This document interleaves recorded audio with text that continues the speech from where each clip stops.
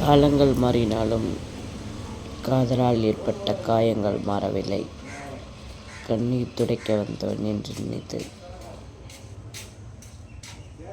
கண்கள் முழுவதும் கரைந்து போய்விட்டான்.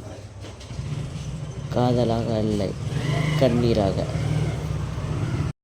என் கண்களில் பார்க்க துடித்த அவனை இப்போது கண் முன்னாடி வந்தால் கூட பார்க்க விரும்பவில்லை. மனதில் ஏற்பட்ட காயங்கள்.